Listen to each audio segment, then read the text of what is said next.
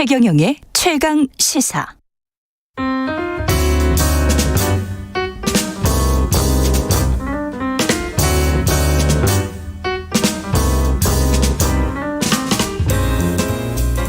네, 더 나은 미래를 위해서 오늘의 정책을 고민합니다. 김기식의 정책 이야기 식센스. 김기식 더 미래연구소 소장 나와 계십니다. 안녕하세요. 예, 안녕하세요. 예, 네. 새해 첫 시간인데 네. 대선이 한 2달 정도 남았고요. 네. 대선 끝나고 나서도 뭐 우리 사회는 비슷하겠죠. 어떻게 보세요? 대선 끝나면 막 사람들이 막 뭐 완전히 뭐 바뀔 것 같은 그런 생각을 늘 합니다만 또 꼭 그렇지는 않잖아요. 대선 네. 올해는 어쨌든 대선이 가장 중요한 네. 거고 그 새 정부가 누가 정권을 잡아서 새 정부를 이끌어가느냐에 따라서 올해뿐만 아니라 앞으로 5년이 바뀌겠죠. 왜냐하면 윤석열 후보와 이재명 후보의 정책 기조나 세력 기반이 완전히 다르기 때문에 그거에 따라서 이거는 뭐 사실은 이제 선거라고 하는 게 이제 지난 기간에 대한 평가와 미래를 그렇죠. 향한 선택 이 두 가지가 있는데 보통 중간 선거로서의 총선이나 지방선거는 회고적 투표라 그래서 평가 투표인 반면에 대선을 누가 미워서 선택하는 상황이 되면 정말 그거는 불행한 거죠. 왜 앞으로 대한민국과 나의 삶을 5년 동안 이끌어갈 지도자를 선택하는 거니까 결국은 국민들께서는 아마 누가 대한민국을 잘 이끌어갈 지도자냐, 그다음 내 삶을 누가 바꿔줄 수 있는 사람이냐라고 하는 어떤 비전, 능력, 유능함 이런 걸 갖고 선택할 거라고 보고요. 예. 그런 기준에서 선택하셔야 되고요. 그 선택에 따라서 올해와 앞으로의 5년이 결정된다고 봐야죠. 그 사람들이 제일 관심 가지고 있는 거는 여전히 또 부동산인데 부동산 정책과 관련해서는 두 후보가 비슷합니까 아니면은 다릅니까? 예, 비슷한 점도 있고 다른 점도 있는데 그 전에 조금 먼저 말씀드리면 지금 제가 이 방송에서 누차 강조를 했습니다만 올해 들었으면 아마 부동산이 하향 안정화 추세에 들어갈 거다라고 작년 여름부터 제가 금리 인상이 단행되는 시점부터 말씀을 드렸는데 지금 이제 뚜렷합니다. 집값이 하향 안정화되는 추세에 가고 있습니다. 그런데 이제 이렇게 하향 안정화되는 이유가 두 가지입니다. 하나는 이제 보통 이제 주식 시장도 마찬가지고 부동산 시장도 마찬가지고요.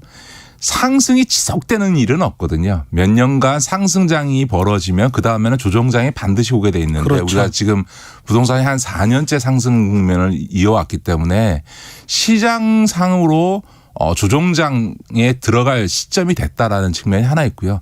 더 결정적으로는 우리나라도 작년 여름부터 금리 인상을 단행하기 시작해서 연말에 한 번 더 금리 인상을 했고요.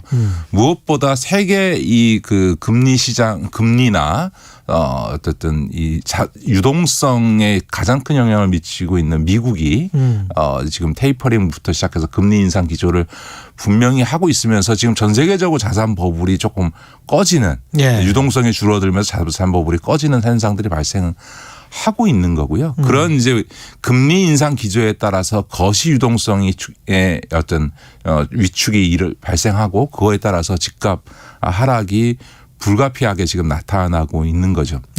제가 이 말씀을 또 다시 드리는 이유는 뭐냐면 양쪽 후보가 이 부동산 정책의 기조는 다릅니다만 어떤 기조를 선택한다 하더라도 지금 부동산의 하향 안정화 추세는 그대로 지속될 거다. 그건 시장이니까. 시장의 그 흐름을 완전히 막아버릴 수 있는 그런 정보는 없을 그러니까 것 같아요. 많은 분들이 무슨 부동산 얘기할 때 지금도 그런 얘기합니다만 공급 이야기하고 무슨 세제 이야기합니다만 그것이 미치는 영향이 없다 할 수는 없으나 그것은 결정적인 게 아니고요. 그렇습니다. 가장 중요한 거는 거시 유동성의 문제가 제일 중요하고 그거에 따른 자산 버블 문제인데 그러니까 단적으로 청취자들께서 지난 6개월 동안 정부가 새로 뭐 한 것도 없는데 집값이 하락하고 있잖아요. 실제로 강남의 단지들도 매물들이 몇 억씩 떨어져서 지금 나오고 있어요. 그러면 지난 몇 달 동안 아무것도 안 했는데 집값이 하락하는 이유는 벌어진 건 딱 하나밖에 없습니다. 금리를 2번 인상한 것밖에 없고요. 무엇보다 중요한 건 우리나라에서 누가 정권을 장악한다 한들 이 금리 인상 추세를 바꿀 수가 없습니다. 왜냐하면 미국이 이미 금리 인상 기조를 가져가고 있는 상황에서는 그렇죠. 그 상황에서는 속도는 조절할 수 있어도 미국이 금리 인상하는데 우리가 금리 인상하지 않으면 금리 역전 현상이 발생해서 이 자본론이 발생하게 됩니다. 그렇기 돈이 때문에 빠져나가죠. 네, 돈이 빠져나가기 때문에 미국의 금리 인상 기조를 지금 잡았기 때문에 한국은행이 선제적으로 금리를 올리고 있는 거거든요. 그렇죠. 그래서 이게 미국이 이 금리 인상 기조를 주도하고 있기 때문에 뭐 이재명 정부가 됐든 윤석열 정부가 됐든 우리도 금리 인상 기조로 갈 수밖에 없고 그렇게 되면 자산 보불이 빠지면서 부동산 가격은 하향 안정화되는 건 어쩔 수 없다. 그러니까 그래서 청취자들께서도 대선의 결과가 어찌 되든 우리나라의 부동산에 있어서 가격 안정화 추세는 이제 거스를 수 없는 흐름이라. 그러니까 지금 그런 조정작이 오면 네. 무주택자들 입장에서는 뭐 나라 경제보다도 본인의 이익을 위해서라면 네. 훨씬 더 좀 많이 빠지는 게 좋을 것 같고. 네. 예. 네. 그리고 유주택자들 입장에서는 그래도 조금 정체되거나 가격이 네. 네. 연착륙되는 게 가장 좋을 것 같고 네, 네, 뭐 네. 이런 이익이 서로 다르잖아요. 예, 그렇죠. 예. 근데 일단 먼저 말씀드리는 거는 이제 부동산이 정점을 찍었기 때문에 예. 솔직히 말씀드리면 지급을 꼭 필요에 의해서 사셔야 되는 분들 빼놓고는 지금 올해는 집을 매수할 시점이 아닌 거죠. 왜냐하면 무주택자 입장에서 예. 왜냐하면 지금은 이제 이 하향 안정화 추세가 시작되면 최소한 그것이 몇 년간 지속될 가능성이 높고요. 대개 과거의 사례로 놓고 보면 그 낙폭이라는 게 예상보다 클 수가 있습니다. 제가 몇 차례 예를 들었습니다만 강남도 한 60% 폭락한 적이 단 2년 만에 60%가 폭락한 적이 있고요. 예, 2010년, 12년, 13년. 예, 맞습니다. 이명박 정부 때 그랬고요. 그다음에 수도권의 뭐 용인이나 고양시나 분당이나 이런 데들도 50%까지 집값이 폭락한 적이 있습니다. 그런 점에서는 미분양 나서 난리가 났었습니다. 지금 2014년 15년까지만요 전국적으로 미분양 아파트가 쌓여가지고요. 그랬습니다. 그게 오히려 큰 문제가 될 정도의 상황이었으니까 그러니까 그런 점에서 보면 올해보다 내년에 더 집값이 내려갈 가능성이 있으니까 저는 뭐 지금은 매수 타이밍이 아니다라고 보는 건 맞는 것 같고요. 다만 이제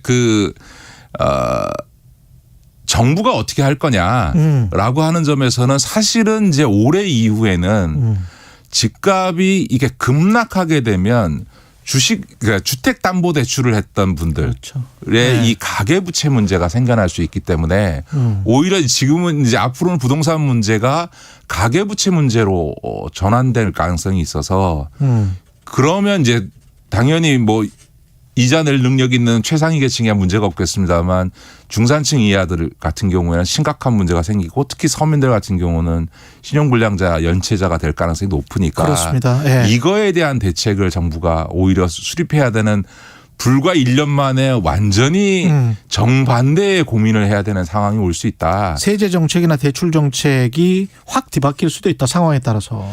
예. 근데 이제 지금 아까 이제 양쪽 후보 얘기를 했습니다만 되게 이제 그런 거시 정책적인 측면에서는 선택 여지가 없다고 말씀드렸잖아요. 근데 이제 보통은 이제 공급 그다음에 세제 규제 정책 이런 건데 지금 공급 정책은 이재명 후보나 윤석열 후보나 다 하겠다고 하고 있고. 다 많이 하겠다는 거고. 예. 그다음에 이제 규제 정책이라고 하는 게 이제 부동산 투기 과열 지구 지정 이런 것들인데 그렇죠.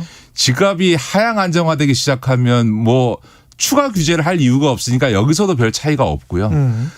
차이가 나는 거는 이제 세제입니다. 그러니까 그렇죠. 이재명 후보의 경우에는 기본적인 세제는 유지하면서 다만 부동산 하락 국면에 들어가게 되면 매물 유도를 하기 위해서 양도소득세 중간은 한시적으로 한 몇 달에서부터 한 1년까지 유예해 줄 수 있다. 요거 외에는 이제 이 현재의 이 부동산 세제 기조를 유지하겠다는 거고 지금 윤석열 후보는 종부세 폐지하고 재산세랑 통합하는 등 이제 소위 부동산 관련 세제를 대규모 감세하겠다라고 하는 것. 요게 이제 부동산 정책에서 양쪽 후보의 가장 큰 차이인데요. 결론적으로 말씀드리면 세제를 어떻게 하느냐가 부동산 시장의 안정이나 부동산 시장 동향과는 아무 상관이 없어요. 없다는 겁니다. 예, 가격과는. 예, 아무 상관이 없는 거고 그럼 결론적으로는 뭐냐. 부동산 세금을 깎아주는 거는 부동산 시장과는 아무 무관하게 그냥 고가주택 가진 사람들에 대한 세부담을 줄여주는 부자 감세 결과로만 나타나게 될 거다. 부동산 하락 국면에서는 세금을 손보는 것 자체가 부동산 시장의 안정화에 전혀 영향을 주지 않기 때문에 오로지 그건 말 그대로 부자 감세 정책으로만 남을 거다라고 예. 하는 점에서는 윤석열 후보의 부동산 세제 정책은 부자 감세 정책이다라고 평가받을 수밖에 없는 측면이 있는 거죠. 시장 조건에서. 예. 그다음에 이제 이재명 후보에 있어서는 지금 이제 공급 문제와 관련해서 이재명 후보가 며칠 전에 아주 정확한 얘기를 했는데요. 지금 부동산 하락을 걱정할 테다. 그럼에도 불구하고 서민용 주거는 지속적으로 공급하겠다라고 하는 얘기를 했거든요. 그 얘기는 무슨 얘기냐면 아까도 말씀드렸던 것처럼 이제 지금은 공급이 문제가 되는 게 아니고 집값은 계속 하향 안정화되긴 하지만 여전히 서민용 싼 공공임대주택이나 싼 공공분양 아파트는 필요한 거거든요. 그러니까 네. 다시 말해서 투기 수단이나 자산 증식 수단이 아닌 주거용 수단으로서의 주거의 필요성은 서민들에겐 계속 있는 거죠. 그런 측면에서 보면 소위 앞으로 부동산 시장에는 공급이 별로 중요하지 않지만 예. 주거용 측면에서의 주택 공급은 정부가 공공택지를 활용해서 적극적으로 계속할 필요는 있는 거죠. 그 K7617님은 지방은 전혀 공감 안 되는 부동산 이야기라고 말씀을 하셨어요. 지방 일부 도시들은 그렇죠. 예, 아직도 가격 상승이 일어나고 집구하기 힘들다. 그런 이야기를 저도 많이 들었습니다. 예. 자, 이게 이제 어떤 현상들이 있는 거냐면요. 예. 보통 집값이 오르기 시작하면 강남부터 시작해서 오르기 시작하고 그 다음에 그렇죠. 이제 서울이 오르고 그 다음에 경기도가 이제 따라 오릅니다. 그래서 예. 수도권이 쭉 오르고 나면 그 다음에 이제 지방이 오릅니다. 왜냐하면 아까도 말씀드렸던 것처럼 이거는 주거용 주택에 대한 수요 공급에 의해서가 아니고 일종의 자산 증식 수단으로서의 투자 내지는 나쁘게 얘기하면 투기적 수단으로 집값이 이루어지고 있기 때문에 네. 수익률이 높게 나타나는 수도권에 먼저 투자가 이루어지고 거기 그다음에. 웬만큼 가격이 오르면 그다음에 이제 지방의 아파트들을 사기 시작하기 때문에 지방의 아파트 가격 상승이 뒤에 이루어집니다. 거꾸로 부동산 가격이 내려갈 때도 먼저 많이 올랐던 수도권이 먼저 빠지기 시작하고요. 그렇죠. 많이 올랐으니까. 그리고 나서 예. 지방이 그다음에 빠집니다. 시차가 있다. 그렇습니다. 그러니까 지방은 소위 집값 상승도 늦게 이루어지고 가격 하락도 수도권보다 뒤에 이루어지지만 그러나 아까도 말씀드렸던 것처럼 집값이 하향 안정화 국면에 들어가게 되면요. 주변부로 갈수록 그 폭이 커지게 돼 있습니다. 아. 왜냐하면 여전히 부동산의 자산 운영적 수단으로 놓고 보면 예. 기대 심리가 있거든요. 강남이나 예. 수도권에 대해서는 기대 심리가 있거든요. 그러니까 떨어져도 이 이상 안 떨어진다 이런 게 있는 거고요. 예, 핵심 지역의 위치적 그렇죠. 이점은 계속 있으니까. 그러니까 부동산이라는 예. 거는 심리가 반 이상이거든요. 그러니까 이게 하향 안정화 추세가 1년 뭐 반년 1년 가면 야 이거 집값 계속 떨어지겠구나라고 하는 심리가 형성되기 시작하면 예. 실제 이상으로 부동산 가격이 뚝뚝 떨어집니다. 왜냐하면 야 지금 못 팔면 내가 이거 손해 보겠구나 하니까 매도 가격을 계속 낮추면서 물건을 내놓기 시작하고요. 그렇게 그렇죠. 물건이 매도 가격이 내려가기 시작하면 조금만 더 기다리면 더 내려가겠네라고 매수자들은 계속 대기합니다. 이게 상승 자극을 일으키면서 집값을 뚝뚝뚝 떨어뜨리거든요. 그러니까 심리적 요소들이 굉장히 큰데 이제 수도권 서울 언저리나 예. 내지는 지방으로 갈수록 집값 하락이 더 급격히 이루어질지 모른다라는 심리적 요소가 훨씬 영향을 많이 미치게 됩니다.